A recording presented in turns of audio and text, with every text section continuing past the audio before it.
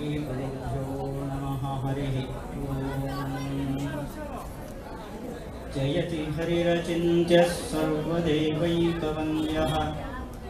परमगुरुरभीष्टावाप्तिदः सज्जनानाम्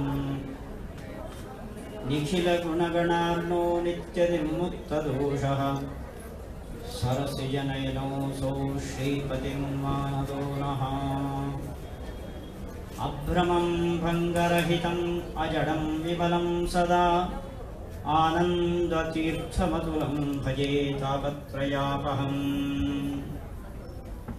पूज्याय राघवेन्द्राय सत्यधर्मरताय च भजतां कल्पवृक्षाय नमतां कामधेनवे।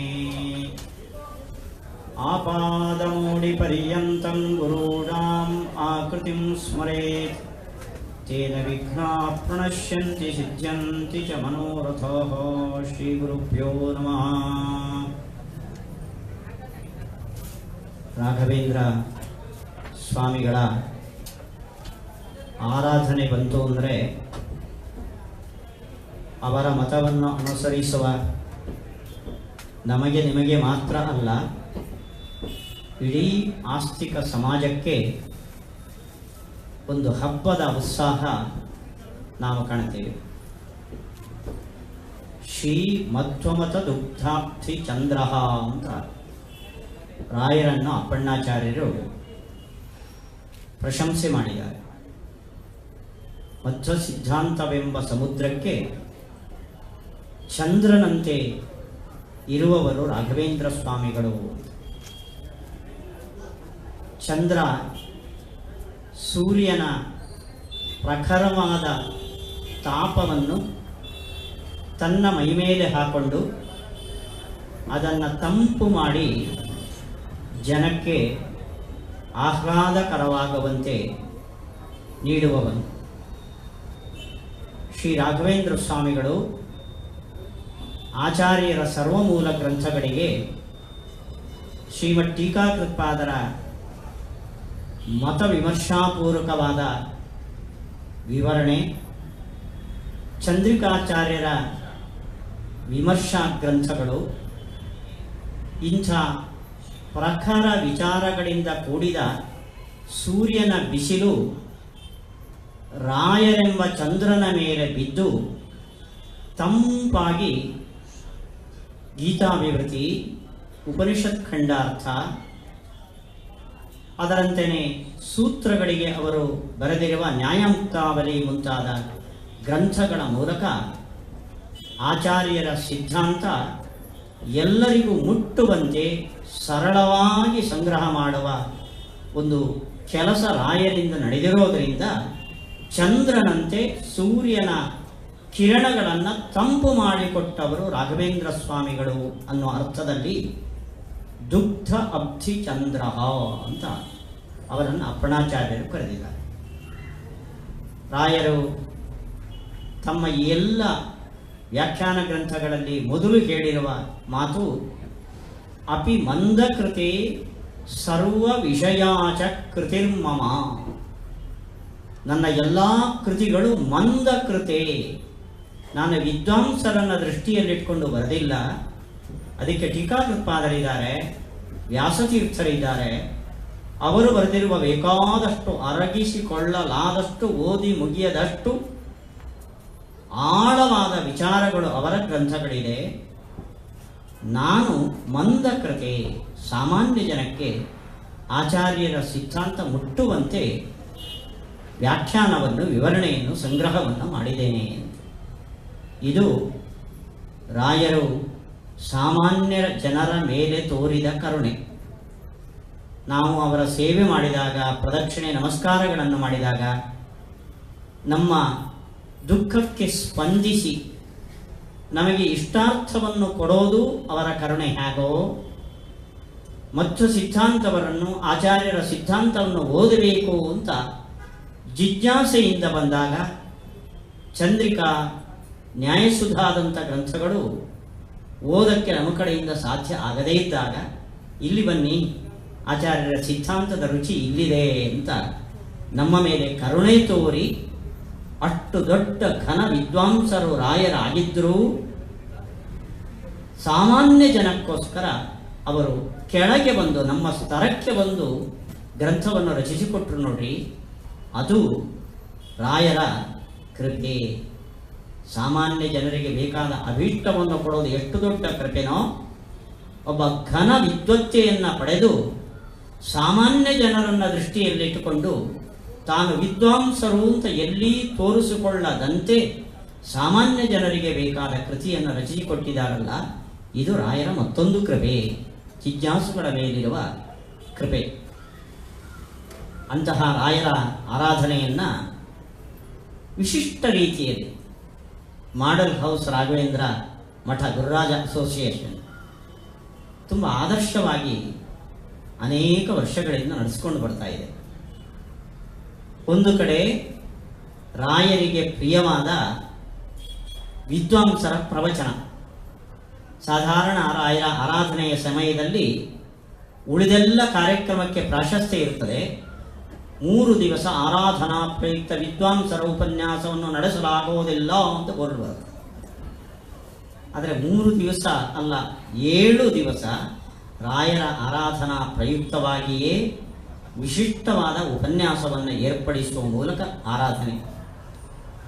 ಎರಡನೇದ್ದು, ಪ್ರತಿ ವರ್ಷವೂ ಕೂಡ ಪುಸ್ತಕಗಳನ್ನು, ರಾಯರು ಬರೆದ ಖಂಡಾರ್ಥಗಳನ್ನು ಅಥವಾ ಇತರ ವೇದಾಂತದ ಪುಸ್ತಕಗಳನ್ನು, ರಾಯರು ಏನು ಸಾಮಾನ್ಯ ಜನರಿಗೆ ತತ್ವಜ್ಞಾನವನ್ನು ಮೂಡಿಸುವ ಕೆಲಸ ಮಾಡಿದಾರೋ ಹಾಗೆ ಸಾಮಾನ್ಯ ಜನರಿಗೆ ತಿಳಿಸುವ ಕನ್ನಡ ಭಾಷೆಯಲ್ಲಿ ಅನುವಾದ ಮಾಡಿ ಪ್ರತಿ ವರ್ಷ ಆ ಮೂಲಕ ರಾಯರ ಸೇವೆಯನ್ನು ನಡೆಸ್ತಾ ಇದೆ.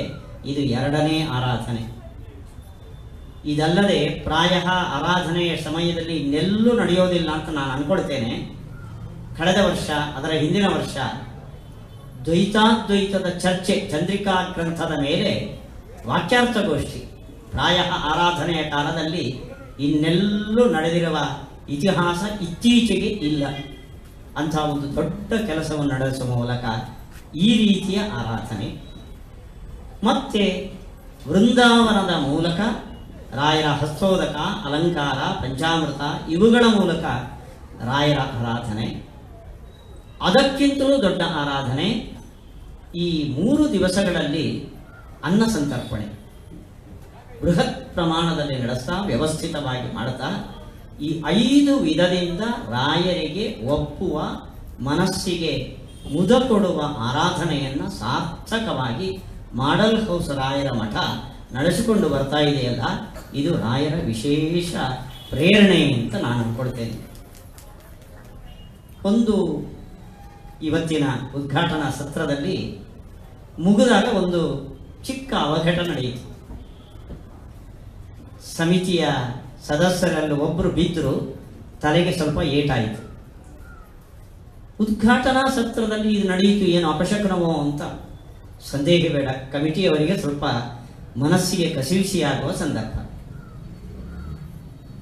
ವಿದ್ಯೇಶ ತೀರ್ಥರಂಥ ಶ್ರೀಪಾದಂಗಳವರು ಕಾರ್ಯಕ್ರಮವನ್ನು ಉದ್ಘಾಟನೆ ಮಾಡಿದಾಗ ಶ್ರದ್ಧೆಯಿಂದ ಈ ರೀತಿಯಿಂದ 5 ರೀತಿಯಿಂದ ನೀವು ಆರಾಧನೆಯನ್ನು ನಡೆಸಿಕೊಂಡು ಬರುವಾಗ ಅಲ್ಲಿ ಏನು ಅಪಶಕನಗಳು, ಅವಘಡಗಳು ನಡೆಯೋದಿಲ್ಲ. ಕೃಷ್ಣ ಗೀತೆಯಲ್ಲಿ ಹೇಳಿದ್ದಾನೆ, ನಹಿ ಕಲ್ಯಾಣ ಕೃತ್ ಕಶ್ಚಿತ್ ದುರ್ಗತಿಂ ತಾತ ಗಚ್ಚತಿ. ಒಳ್ಳೆ ಕೆಲಸ ಮಾಡುವವರಿಗೆ ಯಾವತ್ತೂ ಹಾಳಾಗೋದಿಲ್ಲ. ಆದ್ದರಿಂದ ನಾವು ಎಣಿಸಬೇಕಾದ ಅನುಸಂಧಾನ ಇಲ್ಲಿ, ಏನೋ ದೊಡ್ಡ ದುರ್ಘಟನೆ ನಡೆಯಬೇಕಾಗಿತ್ತು ಆರಾಧನೆಯ ಸಂದರ್ಭದಲ್ಲಿ, ಅದು ಇಷ್ಟರಲ್ಲೇ ಮುಗಿಯಿತು. ಏನಾಗಲ್ಲ, ಅವರಿಗೆ ಏನು ತೊಂದರೆ ಆಗಿಲ್ಲ. ದೊಡ್ಡ ದುರ್ಘಟನೆಯು ಉಪಮರ್ದಂಚ ಅಂತ ಬ್ರಹ್ಮಸೂತ್ರದಲ್ಲಿ ಬರುವ ಒಂದು ಸೂತ್ರ. ಭಗವಂತ ಪ್ರೀತನಾದರೆ ತನ್ನ ಭಕ್ತರ ಪಾಪವನ್ನು ಪೂರ್ಣ ಅಳಿಸೋದಿಲ್ಲ, ಆದರೆ ಆ ಪಾಪದ ಫಲ ಪೂರ್ಣ ಬರೋದನ್ನು ಸ್ವಲ್ಪ ಮಟ್ಟಿಗೆ ತಗ್ಗಿಸ್ತಾನೆ. ಕಣ್ಣಿಗೆ ಬರೋದು ಕಣ್ಗುಡಕ್ಕುವಂತು ಅಂತೀವಲ್ಲ, ಕಣ್ಣಿಗೆ ಕೋಲ್ತಾಗಿ ಕುರುಡಾಗಬೇಕಾಗಿತ್ತು, ಭಗವದ್ಭಕ್ತನಾದ್ದರಿಂದ ಆ ಕೋಲು ಇಲ್ಲಿ ತಾಗುವುದನ್ನು ಇಲ್ಲಿ ತಾಗಿಸ್ತಾನೆ. ಆದ್ದರಿಂದ ಇದಕ್ಕೆ ಯಾವ ಸಂಕೋಚವೂ ಕಳವಳವೂ ನಾವು ಪಡಬೇಕಾದ ಅಗತ್ಯ ಇಲ್ಲ. ದೊಡ್ಡದಾಗಿ ನಡೆಯಬೇಕಾದ ಅನಾಹುತವನ್ನು ಭಗವಂತ ಇಷ್ಟರಲ್ಲೇ ರಾಯರು ತಮ್ಮ ಅನುಗ್ರಹದಿಂದ ಭಗವಂತನಲ್ಲಿ ಪ್ರಾರ್ಥನೆ ಮಾಡಿ ಇಷ್ಟರಕ್ಕೆ ಮುಗಿಸಿದ್ದಾನೆ ಅಂತ ನಾವು ಅನುಸಂಧಾನ ಮಾಡ್ಕೋಬಹುದು. 7 ದಿವಸದ ಕಾರ್ಯಕ್ರಮ ಶ್ರೀಪಾದಂಗಳವರು ಉದ್ಘಾಟಿಸಿದ್ದಾರೆ. ರಾಯರ ಪೂರ್ಣ ಸನ್ನಿಧಾನ ಇಲ್ಲಿದೆ. ರಾಯರಿದ್ದಾರೆ ಅಂದರೆ ವಾಯುದೇವರು ಇದ್ದಾರೆ, ರಾಮದೇವರು ಇದ್ದಾರೆ. ಆದ್ದರಿಂದ ಅವರ ಅನುಗ್ರಹದಿಂದ 7 ದಿವಸದ ಕಾರ್ಯಕ್ರಮ ಯಾವ ಅಡಚಣೆಯೂ ಇಲ್ಲದೆ ಚೆನ್ನಾಗಿ ನಡೆಯಲಿ ಅಂತ ನಾವು ನೀವೆಲ್ಲ ರಾಯರ ಸನ್ನಿಧಿಯಲ್ಲಿ ಕೂತು ಈ ಸಂದರ್ಭದಲ್ಲಿ ಒಮ್ಮೆ ಕಣ್ಮುಚ್ಚಿ ಪ್ರಾರ್ಥನೆ ಮಾಡೋಣ. ರಾಯರ ಒಂದು ಕೃತಿ ಛಾಂದೋಗ್ಯ ಭಾಷ್ಯದ ಖಂಡಾರ್ಥ, ಅದು 5 ಮತ್ತು 6ನೇಯ. ನನಗೆ ಇವತ್ತು ಪ್ರತ್ಯೇಕವಾದ ಒಂದು ವಿಷಯವನ್ನು ಕೊಟ್ಟಿಲ್ಲ. ಭಾಷ್ಯದೀಪಿಕಾ ಗ್ರಂಥದ ಪರಿಚಯ ಅಂತ ನನಗಷ್ಟೇ ಕೊಟ್ಟಿದ್ದಾರೆ. ಅದರಲ್ಲಿ ಒಂದು ವ್ಯತ್ಯಾಸ ಆಗಿದೆ. 4ನೇ ಅಧ್ಯಾಯ ಅಂತ ನಾನು ಅಂದ್ಕೊಂಡಿದ್ದೇನೆ. ಅದು ನೋಡಿದ್ರೆ 4ನೇ ಭಾಗ, ಭಾಷ್ಯದೀಪಿಕಾದ 4ನೇ ಭಾಗ, ಪ್ರಥಮಾಧ್ಯಾಯದ 4ಥ ಪಾದ. ಅದು ಅದರ ಕನ್ನಡ ಅನುವಾದ. ಛಾಂದೋಗ್ಯ ಉಪನಿಷತ್ತಿನ 5 ಮತ್ತು 6ನೇ ಅಧ್ಯಾಯದ ಖಂಡಾರ್ಥದ ಕನ್ನಡ ಅನುವಾದ. ಸೂತ್ರದ ಭಾಷ್ಯದೀಪಿಕಾ ಗ್ರಂಥದ ಕನ್ನಡ ಅನುವಾದ. ಉಪನಿಷತ್ತಿನ ರಾಯರ ಖಂಡಾರ್ಥದ ಕನ್ನಡ ಅನುವಾದ. ಉಪನಿಷತ್ತು ಮತ್ತು ಖಂಡಾರ್ಥ. ನಾನು ಆಗಲೇ ಹೇಳಿದೆ, ರಾಯರು ಇಲ್ಲಿ ಯಾವ ಗಹನವಾದ ಚರ್ಚೆಯನ್ನು ಮಾಡಲಿಲ್ಲ. ಸಾಮಾನ್ಯ ಜನಕ್ಕೆ ತಿಳಿಯುವಂತೆ ಉಪನಿಷತ್ತಿನ ಅರ್ಥವನ್ನ ಎಲ್ಲಿ ಆಚಾರ್ಯರೂ ಕೂಡ ಪದಶಃ ವಾಕ್ಯಶಃ ಅರ್ಥವನ್ನು ಬರೆದಿಲ್ವೋ ಅದಕ್ಕೂ ಆಚಾರ್ಯರಿಗೆ ಸಿದ್ಧಾಂತಕ್ಕೆ ಅನುಗುಣವಾದ ಅರ್ಥವನ್ನು ಕನ್ನಡದಲ್ಲಿ ಬರೆದಿದ್ದಾರೆ. ಅಷ್ಟೇ ಅಲ್ಲ, ನೋಡಿ, ಷಷ್ಠಾಧ್ಯಾಯದಲ್ಲಿ, ಷಷ್ಠ ಅಧ್ಯಾಯದ 2ನೇ ಖಂಡದಲ್ಲಿ ಬರುವ ಉಪನಿಷತ್ತಿನ ಭಾಗ ಅನ್ನಮಶಿತಂ ತ್ರೇಧಾ ಭವತಿ. ಅಶಿತಂ ಅನ್ನಂ ತ್ರೇಧಾ ಭವತಿ. ನಮ್ಗರ್ಥ, ಅಶಿತ ಅಂದರೆ ಉಂಡ, ಅನ್ನಂ ಅನ್ನವು ತ್ರೇಧಾ ಭವತಿ, 3 ಪಾಲಾಗತ್ತೆ ನಾವು ಉಂಡ ಮೇಲೆ ಈ ಮಿಷನ್ನಲ್ಲಿ ಒಳಗಡೆ. ಇಲ್ಲಿ ನಾವೆಲ್ಲ ತಿಳ್ಕೊಳ್ಳೋದು ಅನ್ನಂ ಅಂದರೆ ಅಕ್ಕಿ ಬೇಯಿಸಿದ ಅಥವಾ ಗೋಧಿ ಬೇಯಿಸಿದ್ದು ನಾವೇನು ತಿಂತೀವೋ ಅದು. ನಾವು ತಿಂದ ಆಹಾರ 3 ಭಾಗ ಆಗತ್ತೆ. ನೋಡಿ, ರಾಯರು ಎಷ್ಟು ಸಂದರ್ಭಕ್ಕೆ ಅನುಗುಣವಾದ ಅರ್ಥವನ್ನು ಬರೆದಿದ್ದಾರೆ ಅಂದರೆ, ಇದಕ್ಕಿಂತ ಹಿಂದಿನ ಭಾಗದಲ್ಲಿ 3 ಶಬ್ದಗಳು ಬಂದಿವೆ. ತೇಜೋ, ಅಪ್, ಅನ್ನ. ತೇಜ ಅಂದರೆ ಬೆಂಕಿ, ಅಪ್ ಅಂದರೆ ನೀರು, ಅನ್ನ ಅಂದರೆ ಪೃಥಿವಿ.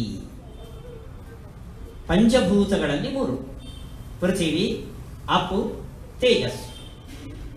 ಅನ್ನಮಶಿತಂ ತ್ರೇಧಾ ಭವತಿ. ಈ ಖಂಡದ ಆರಂಭದಲ್ಲಿ ಅನ್ನ ಅಂದರೆ ಯಾವುದೇ, ಇದಕ್ಕಿಂತ ಹಿಂದೆ ಬಂದಿರೋದು ಅನ್ನ ಅಂದರೆ ಪೃಥಿವಿ. ಅನ್ನಮಶಿತಂ ಅಂದ್ರೆ ಏನು? ಪೃಥಿವಿಯನ್ನು ಉಂಡವನು, ನಾವು ಉಂಡಿರುವ ಪೃಥಿವಿ. ಪೃಥಿವಿ ಅಂದ್ರೆ ನಮ್ಮ ಲೆಕ್ಕದಲ್ಲಿ ಕಲ್ಲು ಮಣ್ಣು, ಈ ಭೂಮಿ. ಇದನ್ನು ತಿಂತೇವೆನಾ ನಾವು? ನೋಡಿ, ಆ ರಾಯರು ಎಷ್ಟು ಆಲೋಚನೆ ಮಾಡಿ ಅನ್ನ ಶಬ್ದಕ್ಕೆ ಇಲ್ಲಿ ಪೃಥಿವಿ ಅಂತ ಅರ್ಥ. ಪೃಥಿವಿಯನ್ನು ತಿನ್ನೋಕ್ಕಾಗಲ್ಲ. ಹಾಗಾದ್ರೆ ಅನ್ನಮಶಿತ ಅಂದ್ರೆ ಅರ್ಥ ಏನು? ನಮಗೆ ಕಲ್ಪನೆಯೇ ಇಲ್ಲ ಇದು. ಅನ್ನ ಅಂದ್ರೆ ನಾವೆಲ್ಲ ಮಾತಾಡೋದು ಅನ್ನ ಹಾಕು ಅಂತ, ತಿನ್ನೋದು ಅಂತ. ಆದರೆ ಅನ್ನ ಶಬ್ದಕ್ಕೆ ಪ್ರಕರಣದಲ್ಲಿ ಪ್ರಸ್ತುತವಾದ ಅರ್ಥ ಭೂಮಿ ಅಂತ. ಜೊತೆಯಲ್ಲಿ ಆಚಾರ್ಯರು ಹೇಳಿರೋದು ಈ ಭೂಮಿಗೆ ಅಭಿಮಾನಿ ಧರಾದೇವಿ. ಹಾಗಾದ್ರೆ ಅನ್ನಮಶಿತಂ ಅಂದ್ರೆ ಅಶಿತಂ ಅನ್ನಂ, ನೀವು ತಿಂದ ಈ ಭೂಮಿ ಮತ್ತು ಭೂಮಿಗೆ ಅಭಿಮಾನಿನಿಯಾದ ಲಕ್ಷ್ಮೀ ಧರಾದೇವಿ ತ್ರೇಧಾ ಭವತಿ. ಅಸಂಗತ. ನಾವು ಭೂಮಿಯನ್ನು ತಿನ್ನೋದಿಲ್ಲ, ಭೂಮಿಗೆ ಅಭಿಮಾನಿಯಾದ ಧರಾದೇವಿಯನ್ನು ತಿನ್ನೋ ಸಾಮರ್ಥ್ಯ ನಮಗಿಲ್ಲ. ಹಾಗಾದ್ರೆ ಏನರ್ಥ? ಭೂಮಿ ಅಂದರೆ ನಮ್ಮ ಕನ್ನಡದ ಭಾಷೆಯಲ್ಲಿ ಕಲ್ಲು ಮಣ್ಣಾದರೂ ಸಂಸ್ಕೃತದಲ್ಲಿ ಭೂತತ್ರಯದಲ್ಲಿ ಒಂದಾದ ಭೂಮಿ ಅಂದರೆ ಗಿಡಗಳು, ಮರಗಳು, ಅವುಗಳಿಂದ ಬರುವ ದವಸ ಧಾನ್ಯಗಳು, ಹೂವು ಹಣ್ಣುಗಳು, ಇವೆಲ್ಲವೂ ಭೂಮಿನೇ. ನೀರು ತೇಜಸ್ಸು ಬಿಟ್ಟು ಉಳಿದಿದ್ದೆಲ್ಲ ಏನಿದೆಯೋ ಅದೆಲ್ಲ ಭೂಮಿನೇ. ಈ ಟೇಬಲು, ಈ ಮೈಕು, ನಾವು ಕೂತಿರುವ ನೆಲ ಎಲ್ಲವೂ ಭೂಮಿನೇ. ಇದರಲ್ಲಿ ಅಶಿತಂ ಅನ್ನ, ನಾವು ತಿನ್ನುವ ಭೂಮಿ ಯಾವುದು? ಧಾನ್ಯ. ಅಲ್ಲಿಗೆ ಅಶಿತಂ ಅನ್ನ ಅಂದ್ರೆ ತಿಂದ ಭೂಮಿ ಅಂದ್ರೆ ದವಸ ಧಾನ್ಯ. ಅಲ್ಲಿಗೆ ಅನ್ನ ಶಬ್ದಕ್ಕೆ ಊಟ ಮಾಡುವ ಅಕ್ಕಿ ಬೇಯಿಸಿದ ಅಗಳು ಅಂತ ಅರ್ಥ ಅಲ್ಲ.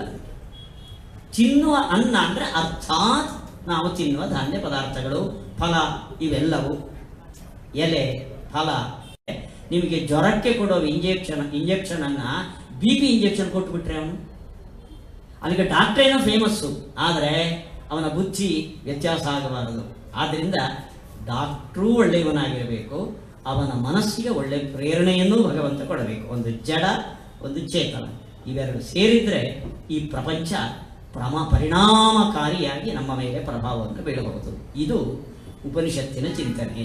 ಖಂಡದಲ್ಲಿ ಬಹಳ ಚೆನ್ನಾಗಿ ಉಪಪಾದನೆ ಮಾಡಿದ್ದಾರೆ. ಇದು ರಾಯರ ಶೈಲಿ. ಇದು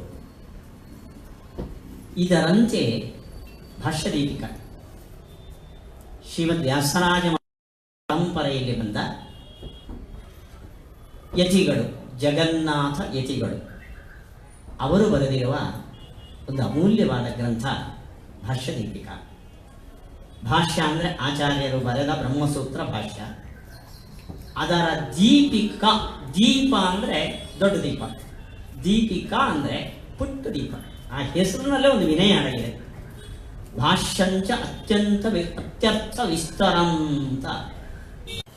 ಭಾಷ್ಯಾದಿ ಗ್ರಂಥಗಳನ್ನ ಶಾಸ್ತ್ರ ಮಾಡಿದ್ದಾರೆ. ಅವರು ಭಾಷ್ಯದೀಪಿಕಾ ಅಂದ್ರೆ ಭಾಷ್ಯಕ್ಕೆ ಅರ್ಥ ಬರೆಯೋದು ಇಷ್ಟೇ ಇಟ್ಕೊಂಡಿಲ್ಲ. ಅವರು ಗೀತಾ ತಾತ್ಪರ್ಯವನ್ನು ಉಲ್ಲೇಖ ಮಾಡ್ತಾರೆ, ಗೀತಾ ಭಾಷ್ಯವನ್ನು ಉಲ್ಲೇಖ ಮಾಡ್ತಾರೆ, ಉಪನಿಷತ್ ಭಾಷ್ಯಗಳನ್ನು ಸಂದರ್ಭಕ್ಕೆ ಉಚಿತವಾಗಿ ಅವುಗಳ ಆಧಾರವನ್ನು ಕೊಡ್ತಾರೆ.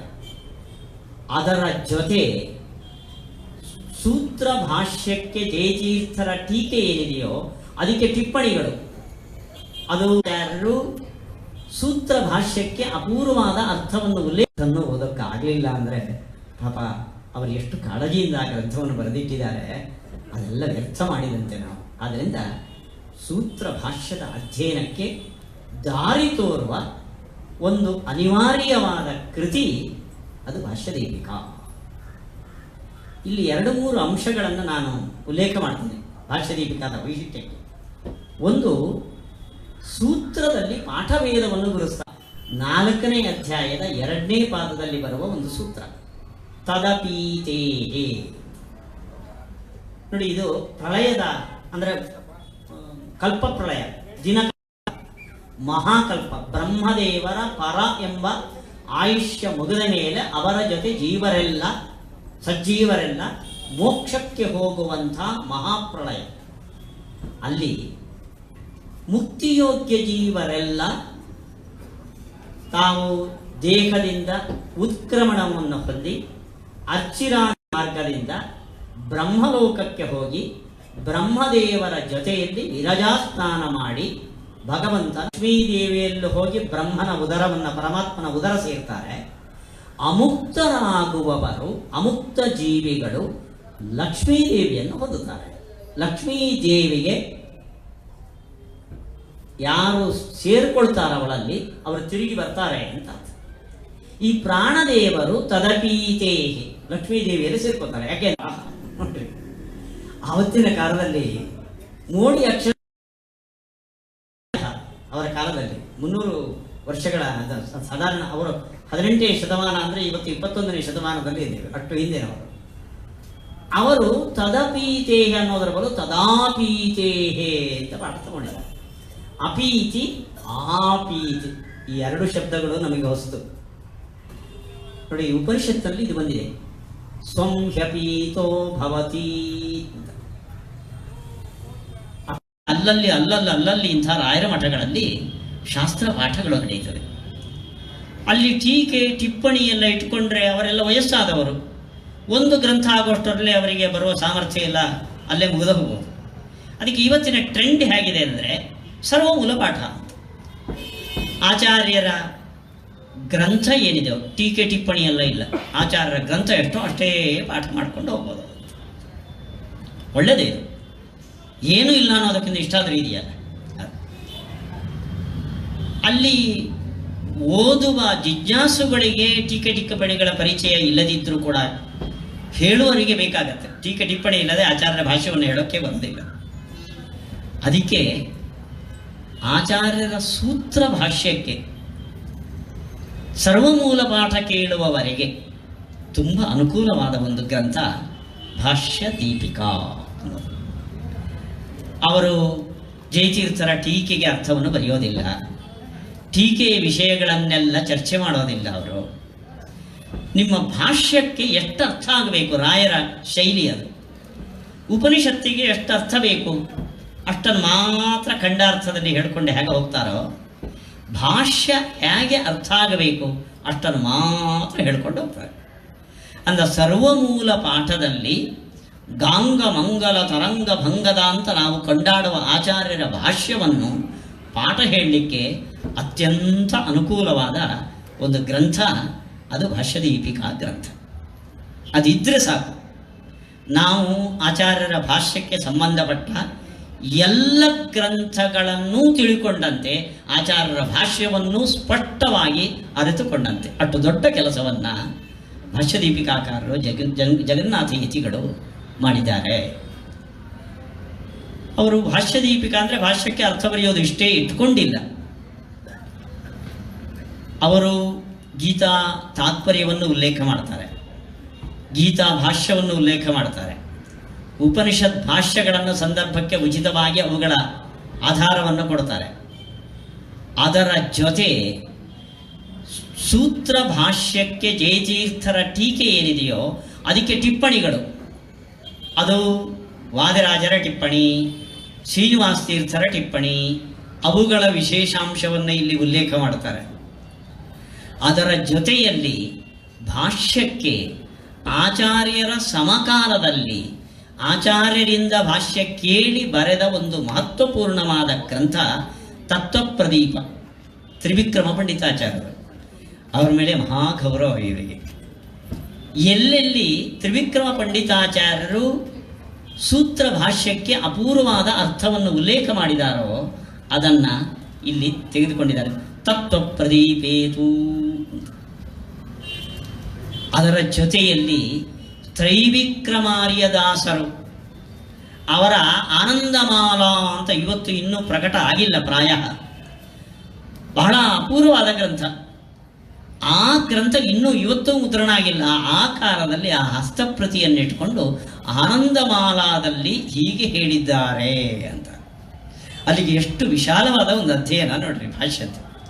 ಜಯತೀರ್ಥರ ಟೀಕೆಯನ್ನು ನೋಡಬೇಕು, ಅದರ ಟಿಪ್ಪಣಿಗಳನ್ನು ನೋಡಬೇಕು, ತತ್ವಪ್ರದೀಪ ತ್ರಿವಿಕ್ರಮ ಪಂಡಿತಾಚಾರ್ಯರು ಬರೆದ ತತ್ವಪ್ರದೀಪ ಗ್ರಂಥವನ್ನು ನೋಡಬೇಕು, ಆನಂದಮಾಲಾ ತ್ರಿವಿಕ್ರಮಾರ್ಯದಾಸರು ಹೇಳಿದ ಆನಂದಮಾಲಾ ನೋಡಬೇಕು, ಗೀತಾ ತಾತ್ಪರ್ಯ, ಗೀತಾ ಭಾಷ್ಯ, ಉಪನಿಷತ್ ಭಾಷ್ಯ ಇವುಗಳನ್ನೆಲ್ಲ ಓದಿ ಪಾಠ ಹೇಳಿ ಆ ಕಾಲಕ್ಕೆ ಅದು ಫ್ಲ್ಯಾಶ್ ಆಗಬೇಕಲ್ಲ.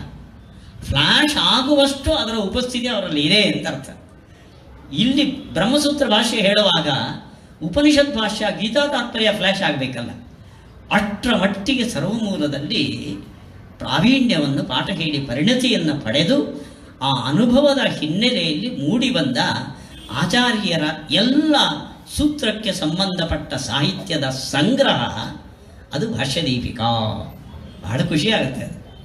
ರಾಯರು ಹಾಗೆ ಗೀತಾ ವಿವೃತ್ತಿಯನ್ನು ಮಾಡುವಾಗ ಆ ಕಡೆ ಭಾಷ್ಯ, ಈ ಕಡೆ ಗೀತಾ ತಾತ್ಪರ್ಯ ಎರಡೂ ಗ್ರಂಥಗಳನ್ನು ತಲೆಯಲ್ಲಿ ಇಟ್ಟುಕೊಂಡು ತಾತ್ಪರ್ಯೇ ಭಾಷ್ಯೇತ ಭಾಷ್ಯ ತಾತ್ಪರ್ಯಗಳ ಎರಡೂ ಅರ್ಥಗಳನ್ನು ಗೀತೆಗೆ ಹೇಗೆ ಹೇಳ್ಕೊಂಡು ಬರ್ತಾರೋ ಹಾಗೆ ಸೂತ್ರ ಭಾಷ್ಯಕ್ಕೆ ಸಂಬಂಧಪಟ್ಟ ಎಲ್ಲ ಗ್ರಂಥಗಳನ್ನು ಪರಾಮರ್ಶೆ ಮಾಡಿ ಎಲ್ಲೆಲ್ಲಿ ಬೇಕೋ ಅಲ್ಲಲ್ಲಿ, ಪೂರ್ಣ ಎಲ್ಲೂ ಹೇಳೋದಿಲ್ಲ, ಎಲ್ಲಿ ಅಭಿಪ್ರಾಯ ಭೇದ ಇದೆಯೋ ಅಲ್ಲೆಲ್ಲ ಅದನ್ನು ತಿಳಿಸಿ ಹೇಳುವ ಒಂದು ಸೂತ್ರದ ಬಗ್ಗೆ ಸಂಗ್ರಹಾತ್ಮಕವಾದ ಒಂದು ಅಪೂರ್ವವಾದ ಕೃತಿ ಭಾಷ್ಯದೀಪಿಕಾ ಗ್ರಂಥ. ಸುಮಾರು 18ನೇ ಶತಮಾನದ ಮಧ್ಯಭಾಗದಲ್ಲಿದ್ದ ಯತಿಗಳು. ಅವರಿಗೆ ಗೊತ್ತು ಆ ಕಾಲದಲ್ಲೇ ಜಯತೀರ್ಥರ ಟೀಕೆ ಸುಧಾದಿಗಳನ್ನು ಓದುವ ಜಿಜ್ಞಾಸುಗಳ ಸಂಖ್ಯೆ ಕಡಿಮೆಯಾಗಿದೆ ಅಂತ ಗೊತ್ತು. ಇಷ್ಟಾದರೂ ಆಚಾರ್ಯರ ಭಾಷ್ಯ ಉಳಿಲಿ ಅನ್ನೋ ದೃಷ್ಟಿಯಿಂದ ಪ್ರಾಯ ಭಾಷ್ಯದೀಪಿಕೆಯನ್ನು ನಮಗೋಸ್ಕರ ಓದಿದ್ದಾರೆ ಅವರು. ಅಷ್ಟನ್ನು ಓದೋಕ್ಕಾಗಲಿಲ್ಲ ಅಂದರೆ ಪಾಪ ಅವರು ಎಷ್ಟು ಕಾಳಜಿಯಿಂದ ಆ ಗ್ರಂಥವನ್ನು ಬರೆದಿಟ್ಟಿದ್ದಾರೆ, ಅದೆಲ್ಲ ವ್ಯರ್ಥ ಮಾಡಿದಂತೆ ನಾವು. ಆದ್ದರಿಂದ ಸೂತ್ರ ಭಾಷ್ಯದ ಅಧ್ಯಯನಕ್ಕೆ ದಾರಿ ತೋರುವ ಒಂದು ಅನಿವಾರ್ಯವಾದ ಕೃತಿ ಅದು ಭಾಷ್ಯದೀಪಿಕಾ. ಇಲ್ಲಿ 2-3 ಅಂಶಗಳನ್ನು ನಾನು ಉಲ್ಲೇಖ ಮಾಡ್ತೇನೆ ಭಾಷ್ಯದೀಪಿಕಾದ ವೈಶಿಷ್ಟ್ಯಕ್ಕೆ. ಒಂದು, ಸೂತ್ರದಲ್ಲಿ ಪಾಠಭೇದವನ್ನು ಗುರುಸ್ತಾರೆ ಅವರು.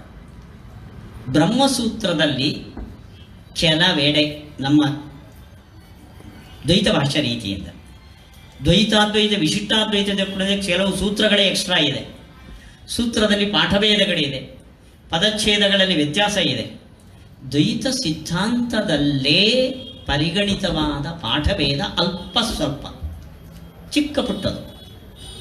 ಅದನ್ನು ಗಮನಿಸಿ ಈ ಸೂತ್ರದಲ್ಲಿ ಇವರ ಪ್ರಕಾರ ಪಾಠ ಹೀಗೆ, ಅದಕ್ಕೆ ಅರ್ಥ ಇದು ಅಂತ ಇಂಥ ಒಂದು ದೊಡ್ಡ ಕೆಲಸವನ್ನು ಭಾಷ್ಯದೀಪಿಕಾಕಾರರು ಮಾಡ್ತಾರೆ.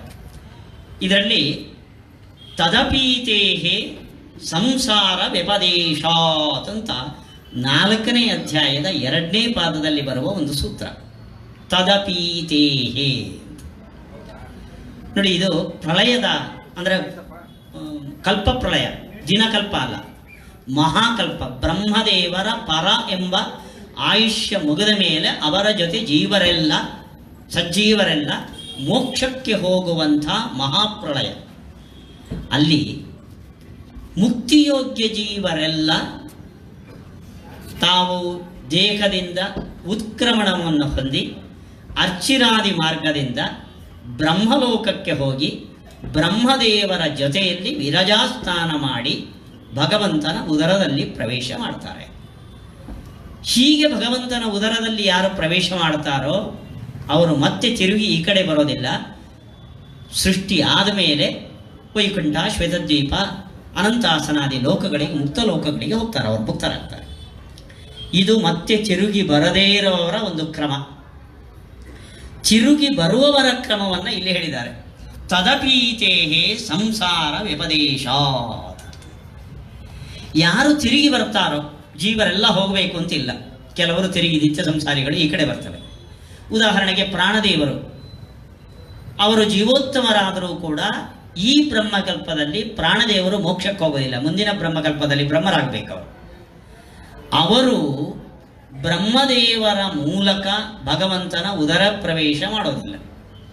ಮತ್ತೇನಾಗ್ತಾರೆ, ತಿರುಗಿ ಮತ್ತೆ ಯಾರಿಗೆ ರಿಟೈರ್ಮೆಂಟ್ ಇಲ್ಲವೋ, ಮತ್ತೆ ತಾತ್ಕಾಲಿಕವಾಗಿ ಅವರಿಗೆ ರಜೆ ಕೊಟ್ಟು ಮತ್ತೆ ತಿರುಗಿ ಇಲ್ಲಿ ಬರಬೇಕು, ಅವರೆಲ್ಲ ಹೋಗುವ ಕ್ರಮ ಹೇಗೆ ಅಂದರೆ ಲಕ್ಷ್ಮೀದೇವಿಯಲ್ಲಿ ಅವರು ಅಪ್ಪೆಯ ಅಂದರೆ ಅವಳ ಉದರದ ಒಳಗೆ ಅವಳಲ್ಲಿ ಹೋಗಿ ಸೇರ್ಕೋತಾರೆ.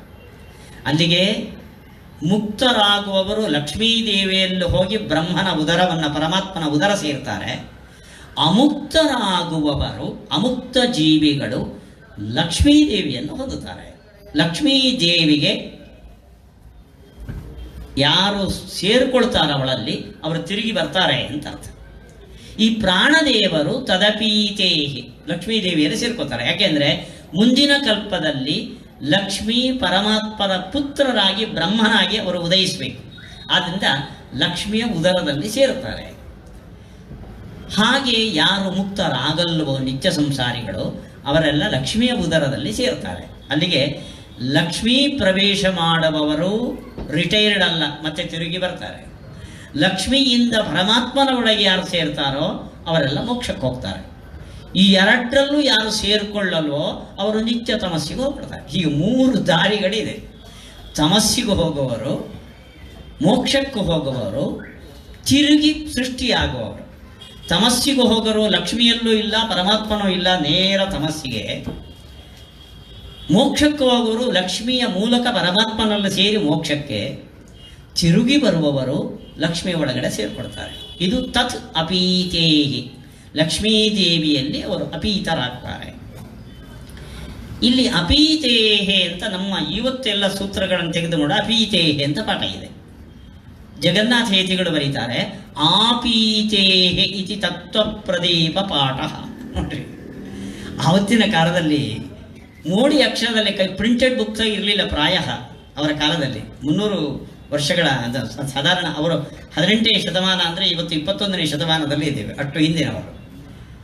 ಅವರು ತದಪೀತೇಹೆ ಅನ್ನೋದರ ಬದಲು ತದಾಪೀತೇಹೆ ಅಂತ ಪಾಠ ತಗೊಂಡಿದ್ದಾರೆ. ಅಪೀತಿ ಆಪೀತಿ ಈ 2 ಶಬ್ದಗಳು ನಮಗೆ ಹೊಸ್ತು.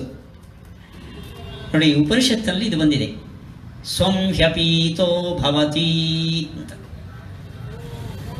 ಅಪೀತಿ ಅಂದರೆ ನಿದ್ರೆ ಅಂತ ಅರ್ಥ. ಅಪೀತಿ ಅಂದರೆ ನಿದ್ರಾ ಕಾಲದಲ್ಲಿ ಸ್ವಂ ಪ್ರಾಜ್ಞನಾಮಕ ಪರಮಾತ್ಮನನ್ನ ಅಪೀತಃ ಹೊಂದಿದವನಾಗಿ ಆಗ್ತಾನೆ ಅಂತ. ಈ ಶಬ್ದ ತುಂಬ ಗೊಂದಲಕ್ಕೆ ಕಾರಣ ಆಗಿದೆ ನೋಡ್ರಿ, ಬ್ಯಾಲೆನ್ಸಿಂಗ್ ಶಬ್ದ ಇದು. ನಿದ್ರಾ ಕಾಲದಲ್ಲಿ ಪರಮಾತ್ಮನಲ್ಲಿ ಅಪ್ಯಯ ಅಂದರೆ ಐಕ್ಯ ಅಂತ ಬೇರೆಯವರ ವ್ಯಾಖ್ಯಾನ. ನಿದ್ರಾ ಕಾಲದಲ್ಲಿ ಪರಮಾತ್ಮನಲ್ಲಿ ಜೀವನ ಅಪ್ಯಯ ಅಂದರೆ ಪ್ರವೇಶ ಅಂತ ಅರ್ಥ. ಅಲ್ಲ, ಅಪ್ಯಯ ಅನ್ನೋ ಶಬ್ದವನ್ನು ಯಾಕೆ ಹೇಳ್ತು ಉಪನಿಷತ್ತು? ಪ್ರವೇಶ ಅಂತ ಹೇಳ್ಬೋದಿತ್ತಲ್ಲ. ಅಂದರೆ ಪ್ರವೇಶಕ್ಕೂ ಅಪ್ಯಯಕ್ಕೂ ಸ್ವಲ್ಪ ವ್ಯತ್ಯಾಸ ಇದೆ. ನಾವು ಗೃಹ ಪ್ರವೇಶ ಮಾಡ್ತೇವೆ. ಗೃಹ ಪ್ರವೇಶ ಮಾಡುವಾಗ ಒಂದು ಮುಹೂರ್ತ ಇಡ್ತೇವೆ, ಪುರೋಹಿತರನ್ನು ಕರೀತೇವೆ. ಆ ಮುಹೂರ್ತದಲ್ಲಿ ದೇವರನ್ನು ಹಿಡ್ಕೊಂಡು ನಾವು ಹೋಗ್ತೇವೆ ಒಳಗಡೆ. ನಾವು ಮನೆಯೊಳಗೆ ಹೋಗ್ತಾ ಇದ್ದೇವೆ ಅನ್ನೋದು ನಮ್ಗೆ ಗೊತ್ತಾಗುತ್ತೆ.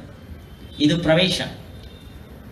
ನಿದ್ರಾ ಕಾಲದಲ್ಲಿ ದೇವರ ಒಳಗೆ ನಾವು ಹೋಗ್ತಾ ಇದ್ದೇವೆ ಅನ್ನೋದು ನಮಗೂ ಗೊತ್ತಾಗಲ್ಲ. ಇದನ್ನು ಅಪ್ಯಯ ಅಂತ ಕರೀತಾರೆ. ಅಪ್ಯಯ ಅಂದರೆ ಮತ್ತೊಬ್ಬರಿಗೆ ಗೊತ್ತಾಗದಂತೆ ಒಳ ಹೋಗೋದು ಅಂತ ಅರ್ಥ. ನಾವು ಗೃಹ ಪ್ರವೇಶ ಮಾಡೋದು ಅಂದರೆ ಬಂಧು ಬಳಗಗಳಿಗೆಲ್ಲ ಗೊತ್ತಾಗುತ್ತೆ, ಅವ್ರನ್ನ ಕರಿತೀವಿ. ಆದರೆ ನಿದ್ರಾಕಾಲದಲ್ಲಿ ಪ್ರವೇಶ ಮಾಡೋದು ಯಾರು ನೋಡಲ್ಲ. ಅದು ಅಪೀತಿ ಅಂತ. ಮತ್ತೊಬ್ಬರಿಗೆ ಕಾಣದಂತೆ ಪ್ರವೇಶ ಏನಿದೆಯೋ ಆ ಪ್ರವೇಶಕ್ಕೆ ಅಪೀತಿ ಅಂತ ಹೆಸರು. ಉಪನಿಷತ್ತಿನ ಶಬ್ದಕ್ಕೆ ಆಚಾರ್ಯರು ಪ್ರಮಾಣಬದ್ಧವಾಗಿ ಎಷ್ಟು ಚಂದ ಅರ್ಥ ಮಾಡಿದ್ದಾರೆ ನೋಡಿ. ಹಾಗೆ ಲಕ್ಷ್ಮೀದೇವಿಯಲ್ಲಿ ಜೀವರು ಸೇರ್ತಾರೆ, ಮತ್ತೊಬ್ಬರಿಗೆ ಗೊತ್ತಾಗದಂತೆ ಅವರವರು ಸೇರ್ತಾರೆ. ಹೋಗಲಿ, ಇಲ್ಲಿ ಅಪೀತಿ ಬದಲು ಆಪೀತಿ ಶಬ್ದ ಇದೆ. ನಿದ್ರಾ ಕಾಲದಲ್ಲಿ ನಾವು ನಿದ್ರೆ ಹೋಗಿದ್ದೇವೆ ಅನ್ನೋದು ನಮ್ಗೆ ಗೊತ್ತಾಗತ್ತೆ. ನಮ್ಮ ಸಿದ್ಧಾಂತ, ನಿದ್ರೆಯಲ್ಲಿ ನಮ್ಮ ಜ್ಞಾನ ನಮಗಿರುತ್ತೆ, ಕಾಲದ ಜ್ಞಾನ ಇರ್ತದೆ, ನಮ್ಮ ಸ್ವರೂಪ ಸುಖದ ಅನುಭವ ನಮಗಿರ್ತದೆ. ಅಲ್ಲಿಗೆ ನಾವು ನಿದ್ರೆ ಹೋಗಿದ್ದೇವೆ, ಪರಮಾತ್ಮನಲ್ಲಿ ಪ್ರವೇಶ ಮಾಡಿದ್ದೇವೆ ಅನ್ನೋದು ಬೇರೆಯವರಿಗೆ ಗೊತ್ತಿಲ್ಲದಿದ್ದರೂ ನಾವು ನಿದ್ರೆ ಹೋಗಿದ್ದೇವೆ ಅಂತ ನಮ್ಗೆ ಗೊತ್ತಿದೆ. ತ್ರಿವಿಕ್ರಮ ಪಂಡಿತಾಚಾರ್ಯರ ಪಾಠ ಅಪೀತಿ ಬಿಟ್ಟು ಮತ್ತೊಬ್ಬರಿಗೆ ಗೊತ್ತಾಗದಂತೆ ಪ್ರವೇಶ ಮಾಡ್ತಾನೆ ಅನ್ನೋದು ಬಿಟ್ಟರು ಆಪೀತಿ. ಯಾಕೆ ಆಪೀತಿ? ನಿದ್ರೆಯಲ್ಲಿ ಪ್ರವೇಶ ಮಾಡುವವನಿಗೆ ನಾನು ಪ್ರವೇಶ ಮಾಡ್ತೇನೆ ಅಂತ ಜ್ಞಾನ ಇದೆ. ಆದರೆ ಪ್ರಳಯ ಕಾಲದಲ್ಲಿ ಲಕ್ಷ್ಮೀದೇವಿಯ ಒಳಗೆ ಹೋಗುವವರಿಗೂ ಗೊತ್ತಿಲ್ಲ ನಾನು ಪ್ರವೇಶ ಮಾಡ್ತಾ ಇದ್ದೇನೆ. ಗೃಹ ಪ್ರವೇಶ ಮಾಡುವವನಿಗೂ ಗೊತ್ತಿಲ್ಲ. ಅದು ಆಪೀತಿ. ಬೇರೆಯವರಿಗೂ ಗೊತ್ತಿಲ್ಲ, ಪ್ರವೇಶ ಮಾಡುವವನಿಗೂ ಗೊತ್ತಿಲ್ಲ. ಅಂಥ ಪ್ರವೇಶ ಆಪೀತಿ. ನಿದ್ರೆಯಲ್ಲಿ ಬೇರೆಯವರಿಗೂ ಗೊತ್ತಿಲ್ಲ, ನಮ್ಗೆ ಗೊತ್ತು, ಇದು ಅಪೀತಿ. ಆವಾಗ ಸೂತ್ರಪಾಠ ಅಪೀತಿ ಅಂತ ಪ್ರಚಲಿತ, ತ್ರಿವಿಕ್ರಮ ಪಂಡಿತಾಚಾರ್ಯರ ಪಾಠ ಆಪೀತಿ. ಆ ಪಾಠ ತುಂಬ ಒಳ್ಳೆ ಪಾಠ. ಎಂಥ ಜಡ್ಜ್ಮೆಂಟ್ ಕೊಟ್ಟರು ನೋಡ್ರಿ. ಒಂದು ಚಿಕ್ಕ ವಿಷಯ ಇಲ್ಲಿ, ದೀರ್ಘ ಹ್ರಸ್ವ. ಇದನ್ನು ನೀವಾದರೆ ಎಡಿಟ್ ಮಾಡೋರಾದರೆ ಅಪೀತಿ ಅಂತ ಉಪನಿಷತ್ತಿನಲ್ಲಿ ಶಬ್ದ ಇದೆ, ಆಪೀತಿ ಅಂತ ಬಹುಶಃ ಎಲ್ಲ ತಪ್ಪು ಬರೆದವರು ತಪ್ಪು ಬರೆದಿದ್ದಾರೆ. ಅಂದು ಅಪೀತಿ ಅನ್ನೋದೇ ಸರಿ ಅಂತ ನಾವು ರಿಮಾರ್ಕ್ ಬರೀತಾ ಇದ್ವು. ಆದರೆ ಪಂಡಿತಾಚಾರ್ಯರ ಮೇಲೆ ಗೌರವದಿಂದ ಇದಕ್ಕೆ ಆಧಾರ ಕೊಟ್ಟು ಜಗನ್ನಾಥ ಯತಿಗಳು ಸೂತ್ರದ ಪಾಠ ಇದು ಚಂದ ಅಂತ ತೀರ್ಮಾನ ಮಾಡ್ತಾರೆ. ಇದು ಭಾಷ್ಯದೀಪಿಕಾಕಾರರು ಮಾಡುವ ಒಂದು ವಿಮರ್ಶಾತ್ಮಕವಾದ ಕೆಲಸ. ಇನ್ನೊಂದು ಶಬ್ದಾರ್ಥ ಕಥನ ನೋಡಿ. ಕೆಲವು ಸೂತ್ರದ ಶಬ್ದಗಳಿಗೆ ಆಚಾರ್ಯರು ತುಂಬ ಅಪೂರ್ವವಾದ ಅರ್ಥವನ್ನು ಬರೆದಿದ್ದಾರೆ. ನಾನು ಅದಕ್ಕೆ ಬೇಕಾದ ಶಾಸ್ತ್ರದೃಷ್ಟಿ ಆದೋ ಉಪದೇಶೋ ವಾಮದೇವ ಬದ ಶಾಸ್ತ್ರ ಅಂದರೆ ನಮ್ಗೆ ಗೊತ್ತೇನು? ಶಾಸ್ತ್ರ ಗ್ರಂಥಗಳು. ಆಚಾರ್ಯರು ಶಾಸ್ತ್ರ ದೃಷ್ಟ್ಯಾತು ಉಪದೇಶ ಎಂಬ ಸೂತ್ರದಲ್ಲಿ ಶಾಸ್ತ್ರ ಶಬ್ದಕ್ಕೆ ಶಾಸ್ತ್ರ ಪುಸ್ತಕಗಳ ಕಂತೆ ಅಂತ ಅರ್ಥ ಅಲ್ಲ, ಶಾಸ್ತ್ರಂ ಅಂತರ್ಯಾಮಿ ಅಂತ ಅರ್ಥ ಬರ್ತದೆ. ಅದನ್ನು ಕೊಟ್ಟರು ಅದಕ್ಕೆ ಸಂವಿಶಾಸ್ತ್ರಂ ಪರಂ ಪದಂ. ಕೆಲವು ಕಡೆ ಈ ಅಪೂರ್ವ ಶಬ್ದಗಳಿಗೆ ಅರ್ಥ ಬರೋದಿಲ್ಲ ನೋಡಿ. ಅದಕ್ಕೆ ಒಂದು ಉದಾಹರಣೆ, ತಸ್ಸೈವ ಉಪಪತ್ತೇರೂಷ್ಮಾ ಅಂತ ಚತುರ್ಥಾಧ್ಯಾಯದ ದ್ವಿತೀಯ ಪಾದದಲ್ಲಿ ಬರುವ ಸೂತ್ರ ಇದು. ತಸ್ಯೈವ ಉಪಪತ್ತೇಹಿ ಊಷ್ಮಾ. ತಸ್ಯ ಅಂದರೆ ಪರಮಾತ್ಮನೇ, ಪರಮಾತ್ಮನಿಗೆ ಇರುವ ಒಂದು ವಿಶಿಷ್ಟವಾದ ಧರ್ಮ ಊಷ್ಮಾ. ಇಲ್ಲಿ ಊಷ್ಮ ಅನ್ನೋ ಶಬ್ದಕ್ಕೆ ಸಂಸ್ಕೃತ ಭಾಷೆಯಲ್ಲಿ ಹಬೆ ಅಂತ ಅರ್ಥ, ಬಿಸಿ ಅಂತ ಅರ್ಥ. ನಾವಿಲ್ಲೆಲ್ಲ ಕೂತಿರ್ತೇವೆ, ಒಂದು ಪ್ಯಾಕ್ಡ್ ಕೊಠಡಿಯಲ್ಲಿ ಕೂತರೆ ಚಳಿಗಾಲದಲ್ಲಿ ಸ್ವಲ್ಪ ಹೊತ್ತಿಗೆ ಬಿಸಿಯಾಗುತ್ತೆ. ಅದು ಊಷ್ಮ. ನಮ್ಮ ಉಸಿರಾಟದ ಬಿಸಿಯೆಲ್ಲ ಅಲ್ಲಿ ಸೇರಿಕೊಳ್ಳುತ್ತೆ, ಅದನ್ನು ಊಷ್ಮ ಅಂತ ಕರೀತಾರೆ. ಕಣ್ಣಿಗೆ ಕಾಣಲ್ಲ, ಎಫೆಕ್ಟ್ ಗೊತ್ತಾಗುತ್ತೆ, ಅದನ್ನು ಊಷ್ಮ ಅಂತ ಕರೀತಾರೆ. ಕೆಲವರು ಈ ಅರ್ಥ ಬರೆದಿದ್ದಾರೆ ಊಷ್ಮ. ನಮ್ಮಲ್ಲೇ ಊಷ್ಮ ಅನ್ನೋ ಶಬ್ದಕ್ಕೆ ಉಷದಾಹೆ ಅಂತ ಒಂದು ಅರ್ಥ. ಉಷದಾಹೆ ಅಂದರೆ ಪ್ರಖರವಾದ ಕಿರಣಗಳಿಂದ ಸುಡುವವನು ಅಂತ ಅರ್ಥ. ವಾದರಾಜ ಸ್ವಾಮಿಗಳು ಈ ಅರ್ಥವನ್ನು ಬರೆದಿದ್ದಾರೆ. ಊಷ್ಮ ಅಂದರೆ ಪರಮಾತ್ಮ ತುಂಬ ಸೌಮ್ಯ ನಗುಮುಖದ ವ್ಯಕ್ತಿ ಅಂತ ನೀವು ಅಂದ್ಕೊಳ್ತೀರಿ. ಅವನು ಎದುರುಗಡೆ ಬಂದರೆ ಅವನನ್ನು ನೋಡಕ್ಕೆ ನಿಮ್ಮ ಕಣ್ಣಿಂದ ಆಗಲ್ಲ. ಅದಕ್ಕೆ ಗೀತೆಯ ಉದಾಹರಣೆ ಕೊಟ್ಟಿದ್ದಾರೆ ವಾದರಾಜ ಸ್ವಾಮಿಗಳು. ಒಬ್ಬ ಸೂರ್ಯ ಆಕಾಶದಲ್ಲಿದ್ದರೆ ಬೇಸಿಗೆಯಲ್ಲಿ ಪೂರ್ಣ ಸೂರ್ಯನಿದ್ದಾಗ ಮಧ್ಯಾಹ್ನದಲ್ಲಿ ಅವನನ್ನು ಕಣ್ಣೆತ್ತಿ ನೋಡಕ್ಕೆ ನಮ್ಮ ಕಡೆಯಿಂದ ಸಾಧ್ಯ ಆಗಲ್ಲ. ಭಗವಂತ ಅಂದರೆ ದಿವಿ ಸೂರ್ಯ ಸಹಸ್ರಸ್ಯ ಭವೇದ್ಯುಗಪದುತ್ಥಿತ. ದೇವರು ಅಂದರೆ 1000 ಸೂರ್ಯರು ಉದಿಸಿದರೆ ಹಾಗೋ ಹಾಗೆ ದೇವರು. ಒಬ್ಬ ಸೂರ್ಯನನ್ನೇ ಕಣ್ಣೆತ್ತು ನೋಡಕ್ಕಾಗಿಲ್ಲ, 1000 ಸೂರ್ಯನ ಪ್ರಭೆಯಿಂದ ಭಗವಂತ ನಮ್ಮ ಮುಂದೆ ನಿಂತರೆ ಭಗವಂತನನ್ನು ನೋಡಬೇಕು ಅಂತ ಜನ್ಮ ಜನ್ಮದಲ್ಲಿ ತಪಸ್ಸು ಮಾಡಿದ್ದು. ಭಗವಂತ ಎದುರುಗಡೆ ಸೂರ್ಯ ಸಹಸ್ರ ಪ್ರಕಾಶನಾಗಿ ಬಂದ ಕೂಡಲೇ ಕಣ್ಮುಚ್ಚು. ಇದಕ್ಕೆ ಊಷ್ಮ ಅಂತ ಹೆಸರು. ಭಾಗವತದಲ್ಲಿ ಇದಕ್ಕೆ ಅನೇಕ ಉದಾಹರಣೆಗಳಿದೆ. ದೇವತೆಗಳು ಲೋಕದಲ್ಲಿ ಕ್ಷೋಭೆ ಉಂಟಾದಾಗ ಕ್ಷೀರ ಸಮುದ್ರದ ಬುಡದಲ್ಲಿ ಭಗವಂತನನ್ನು ಪ್ರಾರ್ಥನೆ ಮಾಡಿದರು. ಭಗವಂತ ಪ್ರತ್ಯಕ್ಷನಾದರೆ ವೇದವ್ಯಾಸರು ಹೇಳ್ತಾರೆ, ದೇವತೆಗಳಿಗೆ ತಾವೇ ತಮಗೆ ಕಾಣಲಿಲ್ಲ ಅಂತೆ. ದೇವರನ್ನು ನೋಡೋದೇವಿ ಭಗವಂತನ ಪ್ರಕಾಶದಿಂದ ಅವರು ಮುಚ್ಚಿ ಹೋಗಿದ್ರು. ಪಕ್ಕದವರು ಅಕ್ಕಪಕ್ಕದವರು ಬಿಡಿ, ಅವರೇ ಅವರಿಗೆ ಕಾಣಿಸಿಲ್ಲ. ಅಂಥ ಪ್ರಭೆ ಭಗವಂತನದು. ಇದನ್ನು ಊಷ್ಮ ಅನ್ನೋ ಶಬ್ದಕ್ಕೆ ತಸ್ಸೈವ ಊಷ್ಮ, ಇಂಥ ಒಂದು ವಿಶಿಷ್ಟ ಪ್ರಭೆ ಅದು ಭಗವಂತನಿಗೆ ಮಾತ್ರ ಅಂತ ಈ ಸೂತ್ರಕ್ಕೆ ಅರ್ಥ ಹೇಳಿದ್ದಾರೆ. ಇನ್ನು ಕೆಲವರು ಊಷ್ಮ ಅಂದರೆ ಈ ಹಬೆ ಅಂತಲೇ ಅರ್ಥ ಮಾಡಿ, ಹಬೆಯು ಕಣ್ಣಿಗೆ ಕಾಣಿಸಲ್ಲ, ದೇವರು ಕಣ್ಣಿಗೆ ಕಾಣಿಸಲ್ಲ.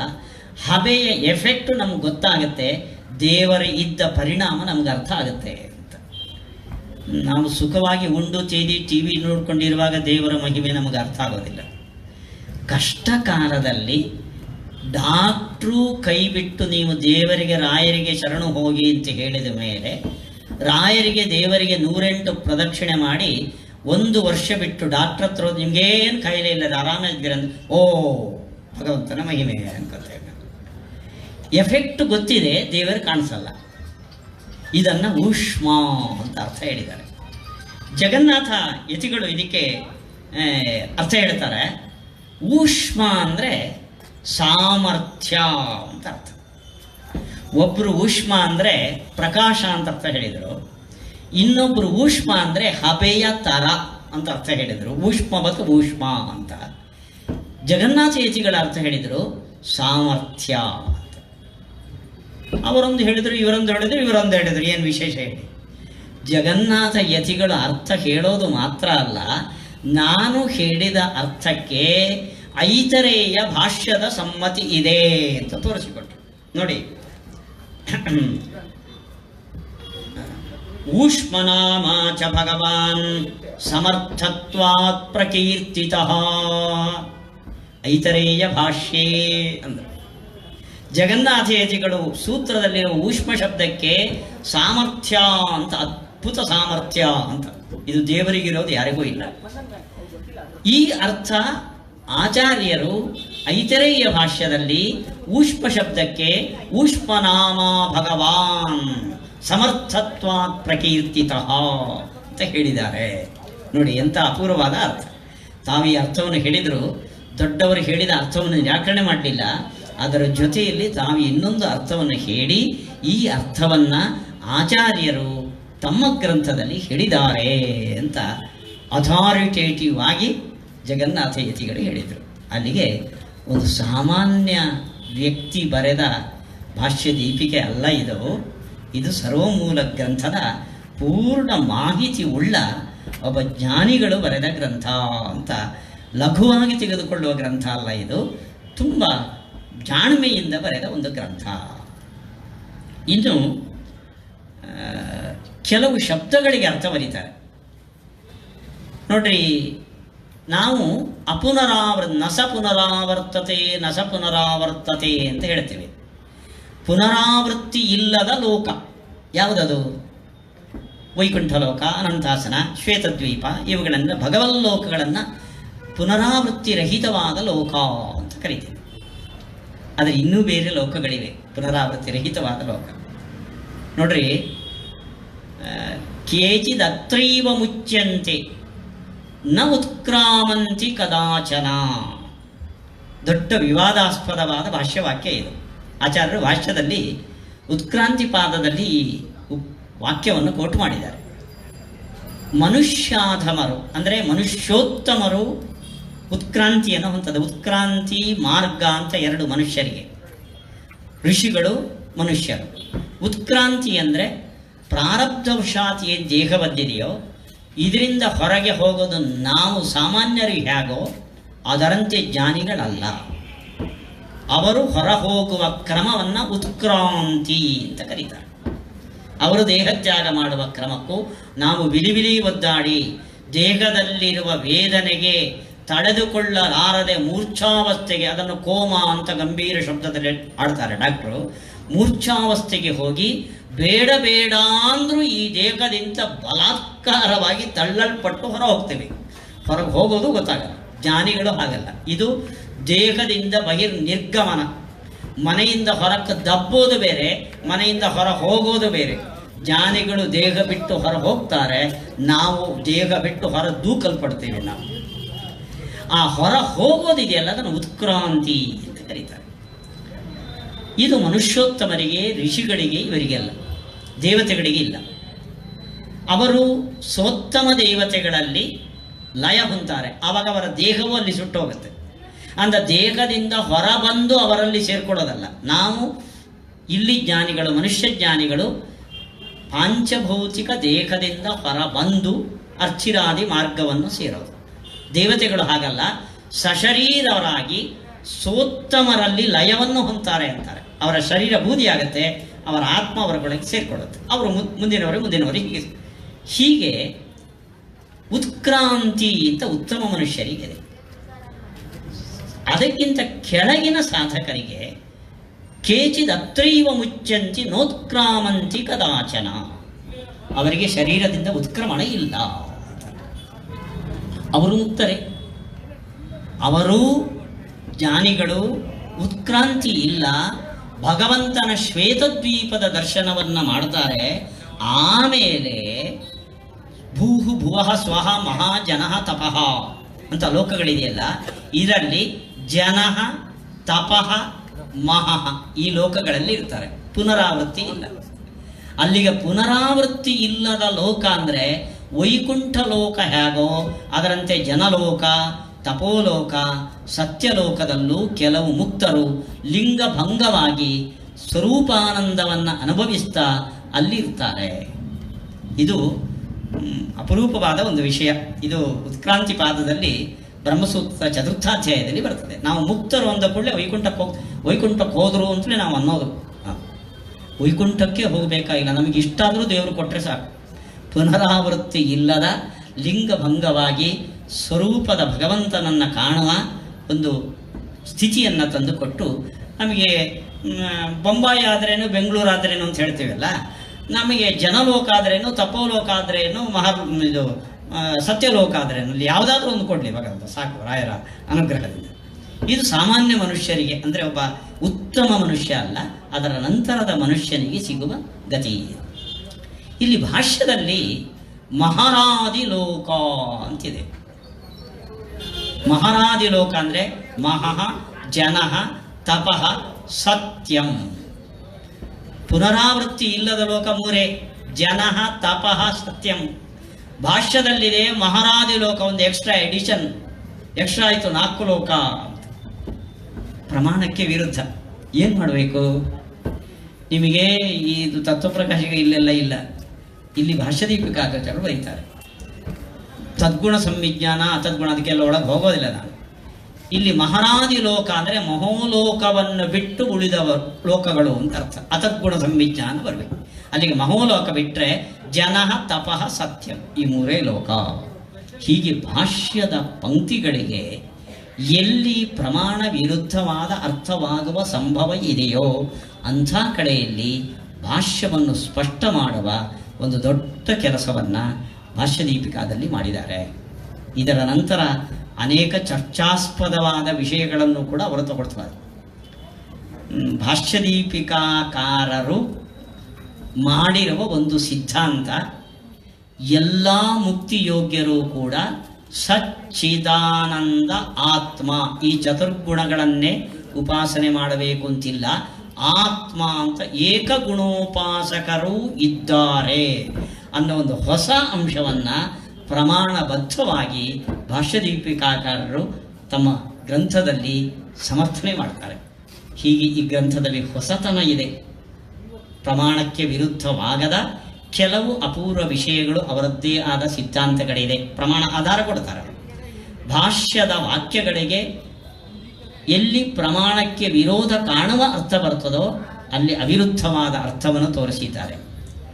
ಸೂತ್ರಗಳಲ್ಲಿ ಕೆಲವು ಶಬ್ದಗಳ ಕೋಡ್ ವರ್ಡ್ಸ್, ಕೆಲವು ಶಬ್ದಗಳು ರೂಢ ಶಬ್ದಗಳಿದ್ದರೆ ಅದಕ್ಕೆ ಅರ್ಥವನ್ನು ಹೇಳಿದ್ದಾರೆ.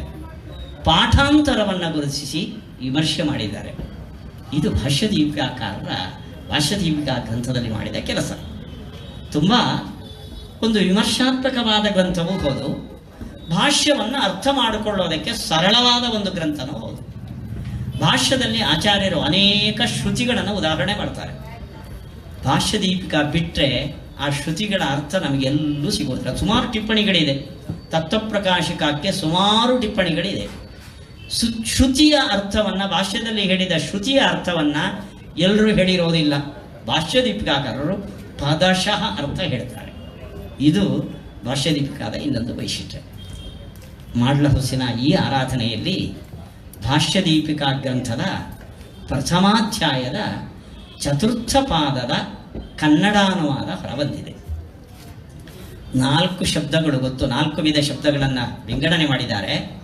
ಮೊದಲನೇ ಪಾದದಲ್ಲಿ ಅನ್ಯತ್ರ ಪ್ರಸಿದ್ಧವಾದ ನಾಮಾತ್ಮಕ ಶಬ್ದ, ಎರಡನೇ ಪಾದದಲ್ಲಿ ಅನ್ಯತ್ರ ಪ್ರಸಿದ್ಧ ಲಿಂಗಾತ್ಮಕ ಶಬ್ದ, ಮೂರನೇ ಪಾದದಲ್ಲಿ ಉಭಯತ್ರ ಪ್ರಸಿದ್ಧ ನಾಮಲಿಂಗಾತ್ಮಕ ಶಬ್ದ, ನಾಲ್ಕನೇ ಪಾದದಲ್ಲಿ ಅನ್ಯತ್ರೈವ ಪ್ರಸಿದ್ಧವಾದ ಶಬ್ದಗಳ ಸಮನ್ವಯ.